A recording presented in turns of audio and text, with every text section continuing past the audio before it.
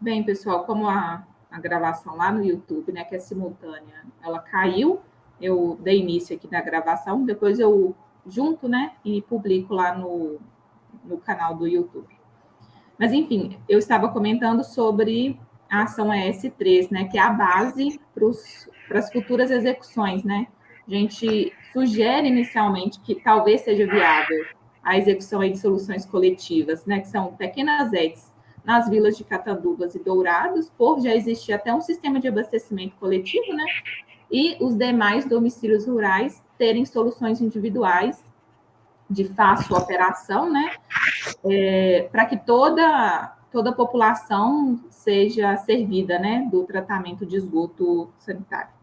Mas, em bem, outra ação aí também bem importante é essa ação S12, que é de capacitação periódica de todos os colaboradores que trabalham no setor, né, de esgotamento sanitário. Isso é importante porque os trabalhadores eles ficam qualificados, né, para exercer a determinada função e tem sempre capacitações sobre normas de segurança de trabalho, né, que é importante para a manutenção do serviço, aspectos técnicos e legais que envolvem a atividade da função, enfim, por isso que também é uma ação aí contínua, né, durante todo o PMSB. E a gente coloca, mesmo que seja feito desde o imediato, mesmo não existindo ET ainda no município, né, mas já tem toda a rede coletora instalada, né, e já tem equipe que trabalha hoje em dia com isso. A ação S22, que é de implantar a rotina de fiscalização para identificar pontos de lançamento cruzado. O que é isso? A gente, em conversa, né, com a prefeitura, foi falado que tem vários pontos na cidade que a canalização, né, que passa a drenagem das águas da chuva, passa também esgoto. E o contrário também é verdade.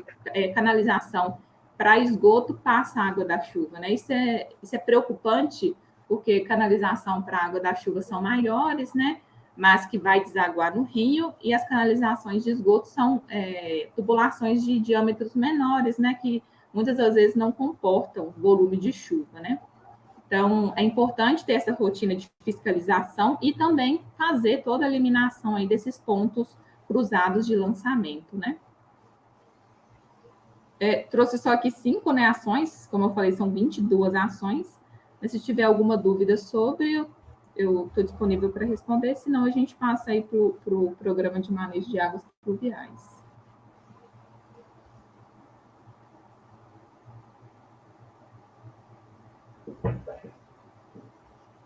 Uma coisa interessante dessa ação 12, a importância da capacitação, é porque, especialmente quando o município tiver que operar uma estação de tratamento, né? É Sim. importante que vai ser necessário que aumente, né, a equipe voltada para o esgotamento sanitário no município, porque uma estação de tratamento sem operação também ela se torna só uma passagem, né? E é um lugar sem o tratamento realmente comprovado, né, que está sendo feito. Investimento à toa, né, entre aspas. Mas sim, é uma ação que ela precisa ser contínua, passando desde quem trabalha ali nas ruas, né? Mas, claro, na ET será instalada na sede e também nas futuras possíveis ETs aí na área rural, né? Se for identificada viabilidade técnico-financeira.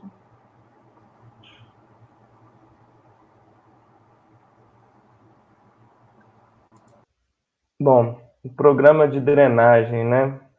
Ele costumeiramente ele é oneroso porque é muito difícil que ele não envolva, né, quebrar o asfalto para construir ou aumentar uma rede, né? E aí é nesse sentido, principalmente que em Turvolândia, muitos dos problemas em relação ao alagamento, eles não são o problema no local que acontece o alagamento. O problema é que a água que vem escoando de antes, ela não tomou o devido curso, não, né? Mas não foi escoada para algum lugar em que ela não cause danos, né? Então, nesse sentido, alguns locais que não têm rede subterrânea, é importante que neles seja feito porque isso provavelmente vai, no mínimo, mitigar, se não resolver, alguns dos problemas de alagamento na cidade. E também, né, é importante que a água não escoe muito superficialmente, mesmo que ela não cause alagamento, mas o escoamento superficial da água em período de chuva forte, ele causa problemas também. E aí é a ação vinculada a isso, né, essas obras que é a mais onerosa e que faz com que esse programa esteja aí girando em torno de 7 milhões para esses 20 anos. Ainda assim, é um valor que a gente considera viável para o município executar dentro de 20 anos. Das ações que a gente coloca aí desse programa, né, a gente coloca uma primeira que é a MP2, que é estimular ações e projetos que busquem aumentar, facilitar a infiltração do solo e a captação e contenção de águas pluviais. O que envolve estimular? Então, na verdade, está mais no âmbito de legislação, né?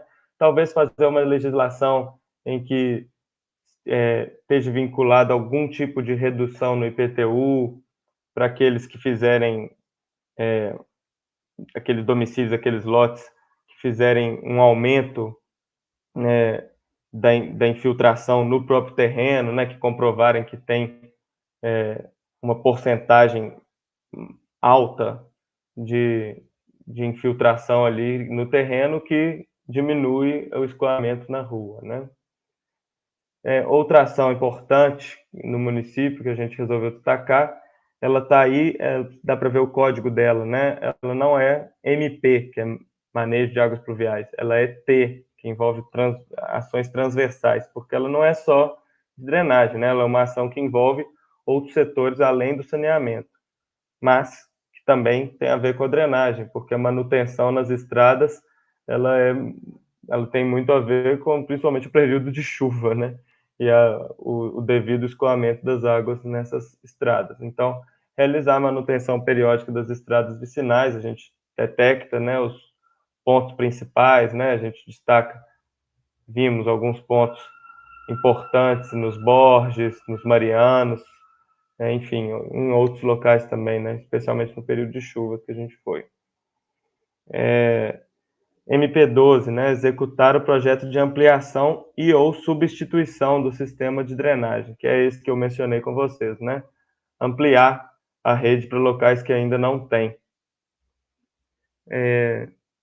Né, os bairros que ainda não tem, né? Alguns bairros, o Campestre, enfim, outros locais da cidade que vão ser detectados a necessidade de fazer isso. A gente não conseguiu entrar no mérito de falar aqui é nessa rua que é melhor, que é o melhor local de fazer uma rede subterrânea. Isso a gente não entrou nesse mérito, mas como a gente falou, né, são colocadas ações em torno de estudos, projetos para olhar especificamente isso.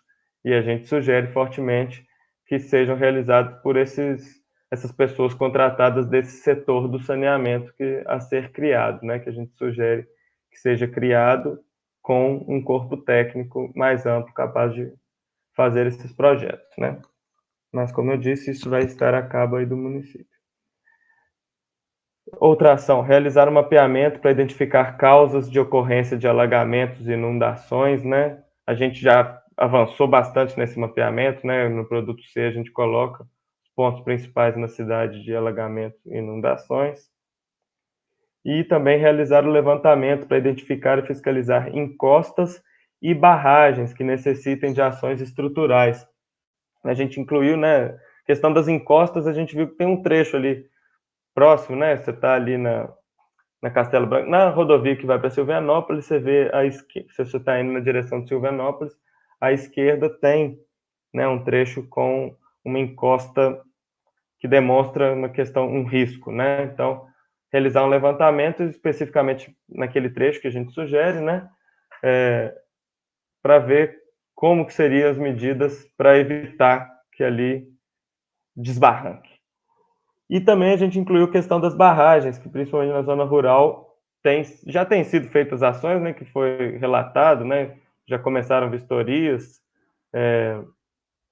da ANA, né, Agência Nacional das Águas, junto com a Defesa Civil Municipal, isso nos foi relatado, pela preocupação com barragens, principalmente no período de chuva, né?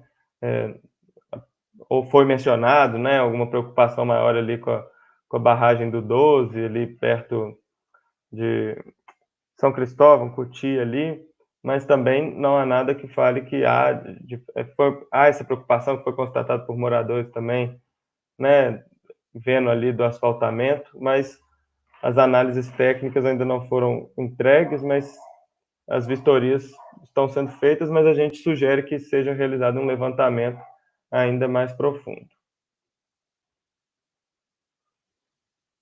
De manejo de águas pluviais, é isso.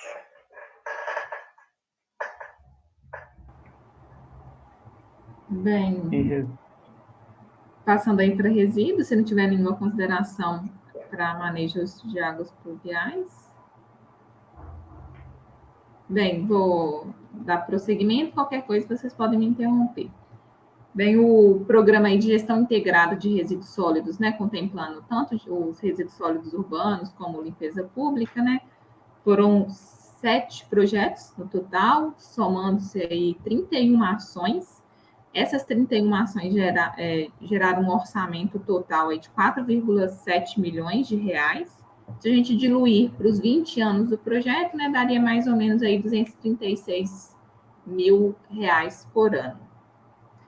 Esse orçamento, né, de 4,7 milhões, ele é da prefeitura, né, atualmente a prefeitura que é a prestadora de todo o serviço, e contempla aí a universalização do serviço, tanto na área urbana, né, como na área rural de Turvolândia. Pode passar, Bruno. Bem, 5 ações aqui que eu peguei para a gente poder conversar, né?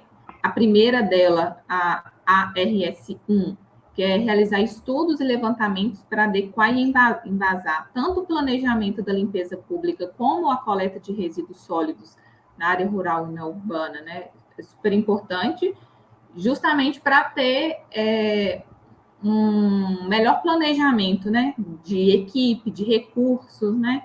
Que são as ações subsequentes, né? Tanto uma para resíduo como para limpeza pública. Essa ação ela é de prazo imediato, né?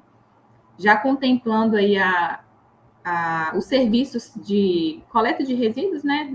Na área rural e na área urbana, mais especificamente na área rural, né? Que foi constatada a maior fragilidade do serviço, né? É a ação RS8, que é de ampliação da cobertura da coleta convencional. Hoje em dia, a sede ela já possui uma coleta ampla, né? E é porta a porta, 5 vezes na semana. No entanto, a área rural ela tem coleta aí quinzenal em pontos estratégicos do município, né? E também foi identificado que esses pontos estratégicos muitas das vezes estão com lixeiras ou estruturas improvisadas que estão deterioradas ou que precisam de substituição. Por isso, também foi orçado aí para o município uma ação exclusiva para ampliação de quantidade de lixeiras nas áreas rurais. Na verdade, foi uma substituição geral, né, de lixeiras adequadas para atender a área rural, né? Outra ação que a gente buscou inserir também, e ela está em conformidade com a Política Nacional de Resíduos Sólidos e o Decreto Federal 10.936, que foi publicado esse ano, né, pela União, que é a implantação de programa de coleta seletiva, né? No passado, se trabalhou com a usina de triagem e compostagem, né? No entanto, ela foi desativada, a estrutura ainda existe, é uma estrutura que precisa de algumas reformas, né? Que ela foi implantada, se eu não me engano, em 2000, então ela já tem aí 22 anos de existência, né? Então ela precisa de uma pequena reforma e também ser equipada, né? Com os equipamentos que são necessários para a atividade. Mas por que eu estou falando isso, né? Da usina de triagem? Porque o município já tem o primeiro passo para a implantação de coleta seletiva, que é lugar para realizar a triagem, né? Que muitas das vezes os municípios eles implantam coleta seletiva, mas tem estruturas muito improvisadas para se fazer triagem, né? Tanto da matéria orgânica como dos materiais recicláveis, né? Mas, bem, essa ação 16, em específico, né, é para implantação de coleta seletiva, onde que há separação de materiais recicláveis, matéria orgânica e o rejeito, né? Ou seja, implantar no município a coleta seletiva do tipo tríplice, que é o que pede esse decreto federal, né? Como o Bruno falou bem no início da apresentação, as ações a gente tenta sempre embasar, né, nas leis que estão vigentes, né? E essa é uma delas, né? Uma ação muito importante aí para o correto manejo de resíduos na sede e na área rural. E claro que para uma coleta seletiva ela ser implantada, primeiro tem que ter os estudos para embasar, para ver qual área que é mais interessante fazer essa implantação, qual não é interessante fazer, qual seria bairros pilotos, né? Enfim, tem as ações passo a passo, né? Dentro do programa também é super importante ter ações de educação ambiental, né? E conscientização. Enfim, é um projeto, né? Dentro do programa de gestão integrada que a gente sabe que ele é difícil de execução porque não depende exclusivamente da prefeitura e a gente nem coloca que as ações elas sejam exclusivamente da prefeitura, né? Essa implantação aí da coleta seletiva, a gente sugere que seja feita não com funcionários da prefeitura, mas sim com catadores de materiais recicláveis ou pessoas de baixa renda que estejam interessadas em trabalhar nessa categoria, né? Em forma de associação ou cooperativa. Claro que a prefeitura ela vai ter ali um apoio técnico, financeiro, né? Principalmente no início do programa, mas a ideia é esse programa se gerir sozinho com um custo mínimo aí para a prefeitura, né? E além aí de implantar essa separação esses três tipos de resíduos, né? Que eu falei, materiais recicláveis, que é onde é feita a comercialização, né? E entra aí para reciclagem futura, os rejeitos que devem ser encaminhados para o aterro sanitário, conforme a prefeitura já faz hoje em dia, né? E a matéria orgânica ela seja compostada ou dentro mesmo da usina de triagem e compostagem ou em formas descentralizadas, não dependendo da prefeitura ou da cooperativa, associação, né? E também atividades de compostagem doméstica, né? Passando também outra ação aí, a 29, que assim como em esgotamento sanitário, tem uma ação de oferecer capacitação periódica para a equipe que trabalha junto, né? Resíduos também é super importante, todas as equipes de limpeza pública, coleta de resíduos, as equipes também que trabalham dentro do posto de saúde, né? Que ali dentro é feita uma segregação de material que pode ter contaminação, né? Enfim, esse pessoal, eles precisam ser devidamente capacitados, né? Com normas de segurança e de melhoria contínua da qualidade do trabalho. Essa ação, por isso, ela é uma ação contínua, né? A gente até sugere que seja feita capacitações aí semestrais com a equipe aí do órgão gestor de saneamento básico. Bem, é isso que eu trouxe para comentar sobre o programa. Vocês vão ver que tem 31 ações, né, no total, então são várias fichas bem descritas, tem inclusive alguns materiais de apoio para leitura e orientação da equipe que vai fazer, né, a execução da atividade, mas está bem descrito lá nas fichas descritivas. E hoje em dia o agente responsável é a prefeitura, no entanto, caso a prefeitura faça ceda, né, a prestação de serviço em alguma parte do serviço para uma outra empresa, tem que ser bem analisado, né, e visto quem realmente seria o agente responsável, né, a prefeitura ou a empresa terceirizada. Eu falo isso porque em conversa com o prefeito ele tem, né, uma vontade, né, de alguns serviços serem terceirizados, né, por outra empresa. Mas, bem, essas as considerações que eu tenho para fazer do programa.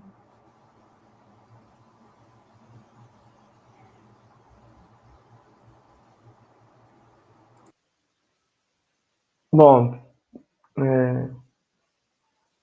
Não tendo ninguém, então, para fazer alguma consideração dos resíduos, alguém gostaria de fazer alguma consideração como um todo, né? Seja alguma ação específica que sente falta e que não está aí, que a gente conversa se tem no produto, né? A gente reforça a importância de todos terem acesso, né, ao darem uma olhada no documento na íntegra, né? Ou qualquer outro comentário. Aí já nessa tela que fala do orçamento inteiro. Mas quem quiser fazer um comentário, por favor.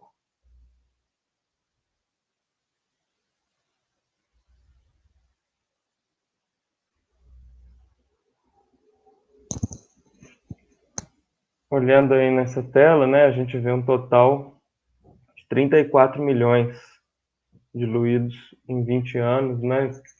Se dividir 34 por 20, dá uma média aí de 1 milhão e 700.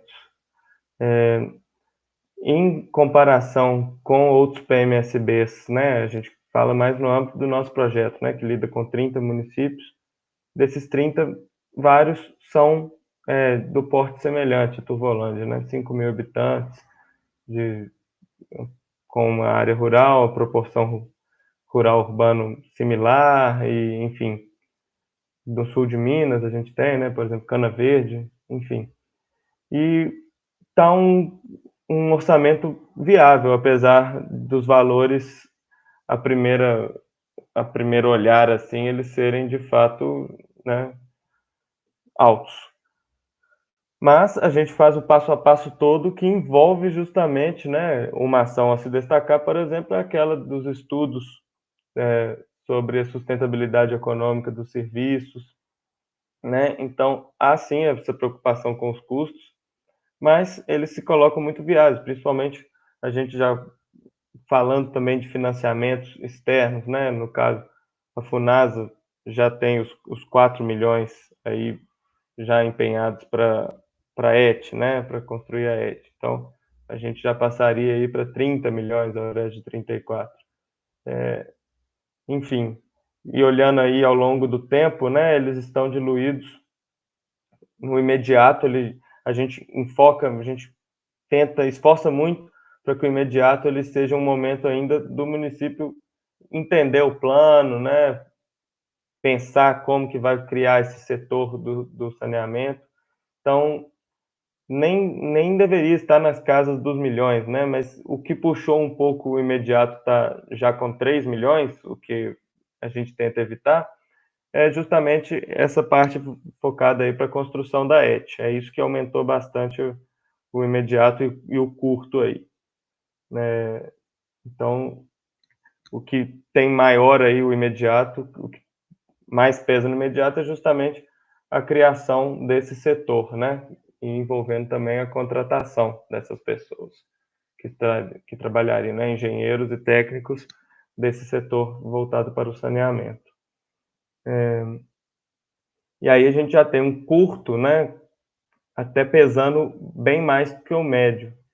Isso envolveu, né, a gente também saber lidar com a capacidade do município já de resolver a questão do esgotamento, né, do tratamento do esgoto.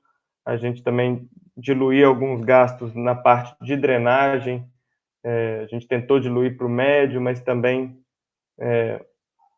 viu que se julgasse muitos custos para o médio, também ficariam outros anos específicos com muitos custos e que a capacidade de conseguir esse financiamento também seria mais dificultada, né? Principalmente das ações de drenagem, né? Que, como eu falei, envolve quebrar, mas também de esgotamento.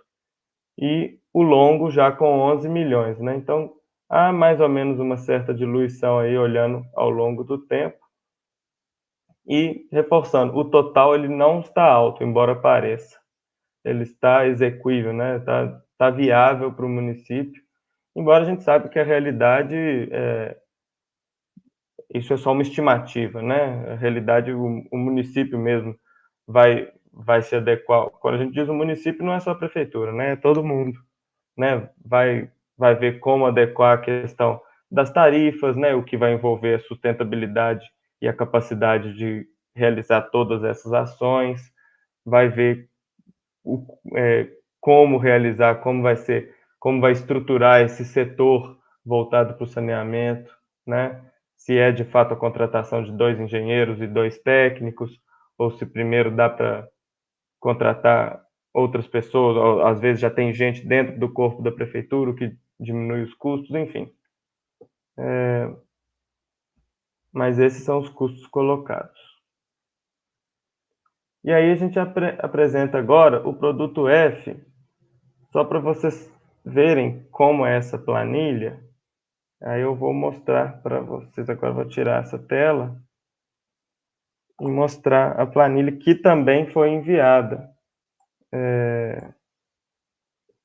junto com os produtos E e F. A gente enviou, quem recebe por e-mail já recebeu ontem, e amanhã a gente vai enviar no grupo do WhatsApp. A gente vai enviar os PDFs do produto E, do produto F e também essa planilha extensa. Como vocês podem ver embaixo, né, tem várias abas, cada aba dessa contém as ações de cada programa, né, o cálculo dos custos, e essa que é a planilha final dos indicadores. Os indicadores é a sugestão, basicamente, de como os técnicos da prefeitura, né, imaginando esse setor que vai ser criado do saneamento, né, esses técnicos, esse setor que vai ser responsável por acompanhar a execução de todas as ações do plano, né? Por isso que, ao município ter que executar um plano, a gente entende que a forma como ele está organizado hoje demanda que haja um setor específico, nem que seja, enfim, um técnico inicial e um engenheiro também para fazer projetos, enfim, focado na execução desse plano, nesse acompanhamento. Senão o plano, de fato, vai ficar inviável de ser executado, né? E aí tem, enfim, cada ação, vocês podem ver, vai até a última ação, vai na linha 148, né? Então tem quase 150 ações, 145 ações. E aí é colocado um indicador, né? O que é um indicador? É uma forma de... Então, quais fatores devem ser analisados para que permita o devido acompanhamento de determinada ação, né? Então, no caso, tem que ser analisado... Enfim, cada projeto vai ter uma forma que o técnico vai poder acompanhar, e aí essa planilha ela está em branco ainda, né? Porque aí vai ser preenchida a forma de acompanhamento real por essas pessoas, né? Então aqui vão ter os registros com observações, o custo real, né? A gente tem a coluna dos custos estimados, aqui vão ser colocados os custos reais, enfim, é uma planilha que a gente crê que vai facilitar o acompanhamento dessa execução. Então, o produto F ele é mais simples, ele é isso só. Bem, a pauta de apresentação ela se encerrou. Alguém gostaria ainda de falar algo sobre ela?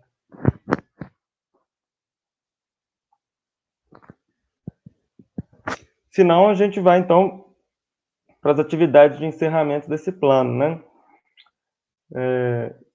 Para quem ainda não tinha chegado, a gente está com o indicativo, na verdade, bom, parece que todos concordaram, né? A Ana colocou que ela não vai poder participar presencialmente, mas que podemos realizar, então, a gente tinha o indicativo de realizar no dia 24 de fevereiro, mas parece que para adequar, inclusive, a situação do Covid no município e a finalização de uma reforma que ocorre na Câmara Legislativa, que parece ser o local mais adequado para a gente realizar, seja presencialmente a gente indo, seja com a transmissão e várias pessoas comparecendo, parece ser o local mais adequado, né? A Câmara de Vereadores. E aí o indicativo para a data é o dia 9 de março, né? Na semana seguinte ao do Carnaval. Então, a gente coloca, então, né, a gente vai divulgar ainda com a Prefeitura, a gente vai bater o martelo junto à Câmara e à Prefeitura, mas está colocado aí o 9 de março. E antes a gente tem essas etapas anteriores que a gente já tinha comentado antes, né? Primeiro ainda tem uma reunião para a gente fazer, é uma reunião bem mais rápida, que a gente vai... ela tem o formato de jogo, mas a gente vai conversar também sobre como é o controle social, principalmente a necessidade do município ter que instituir esse conselho que eu mencionei anteriormente, seja via CODEMA, seja via ele instituído sozinho, né?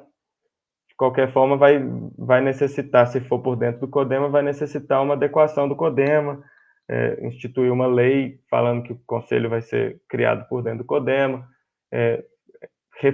reformular o regimento interno do CODEMA, incluindo agora o Conselho Municipal de Saneamento, enfim. Lembrando que ele é necessário para conseguir vários recursos, enfim, tem que ter o conselho instituído. Então, é como se o plano municipal, quando ele é entregado, se torna lei, ele vem nesse pacote, né? Ele não é só o plano, também vem o Conselho Municipal e o Fundo Municipal de Saneamento Básico. Então, essa reunião anterior, a gente vai marcar para conversar um pouco sobre isso e também vai fazer, como a gente faz, né, as capacitações na forma de jogo. Eu iria sugerir a gente fazer, talvez na terça-feira, vocês não podem, mas que tal a gente marcar esse mesmo horário, esse mesmo dia 23? É uma reunião rápida, às 6 horas.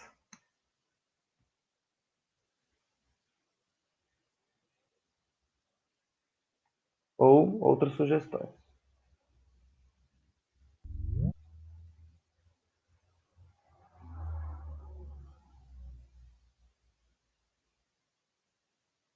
Vocês podem no dia 23? Eu concordo. Para mim, tranquilo. Beleza.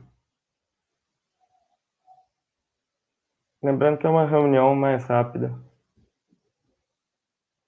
Então, é até bom, né? Porque a gente estava fazendo o esforço de ser ainda em fevereiro a audiência, mas, por outro lado, ficaria muito corrido fazer essa reunião que a gente tem que fazer, né? Da capacitação do controle social e ainda fazer a audiência na semana que vem, né? Então, a gente fica com uma reunião para a semana que vem e depois do carnaval, na semana seguinte, a audiência, no indicativo do dia 9. Ainda a gente vai enviar o produto G, provavelmente essa semana, se não na segunda-feira. O produto G ele é basicamente um resumo, numa forma mais leve, com facilitações gráficas que a gente fala, né?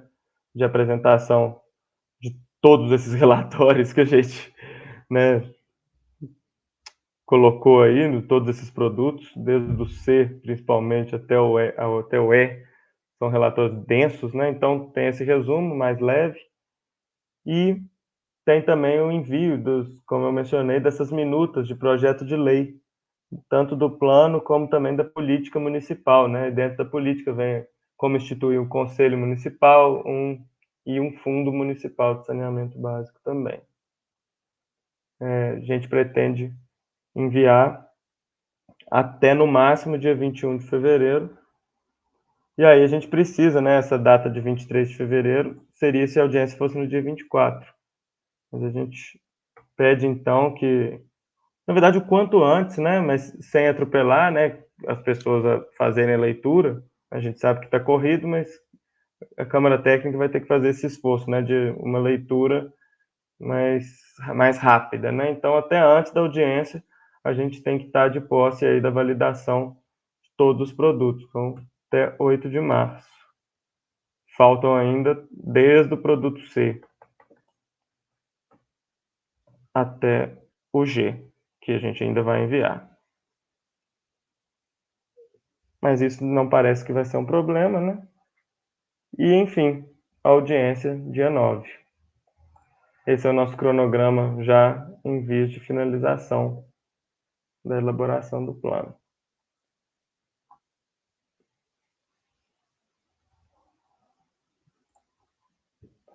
não tendo outras questões sobre isso, de nossa parte, a apresentação está finalizada.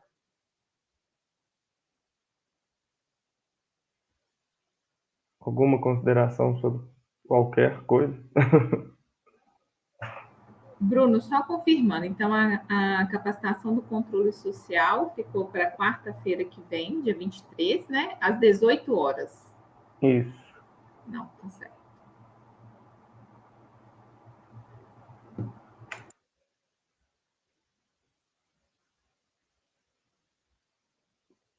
Bem, gente, então, não tendo mais nenhuma consideração, né? Eu agradeço primeiramente aí a disponibilidade de vocês para escutarem a gente, né? É muita informação que a gente coloca, né? A gente sabe que é difícil acompanhar, né, esse processo que tem sido um pouco rápido, né, nesse final de reuniões, enfim, e de aprovação dos produtos que são extensos, a gente entende. E agradece aí a disponibilidade e o esforço, a gente pede, ao mesmo tempo pede o máximo esforço de tentar tomar contato com esses produtos, né? Porque eles vão se tornar lei, né? Principalmente aí o produto que é o que vai ser instituído aí junto, né? Todos esses produtos vão ser anexos da lei do plano. No mais, então, boa noite a todos. Obrigado. E até dia 23. Quarta-feira. Boa noite, pessoal. Obrigada por participar com a gente. Boa noite.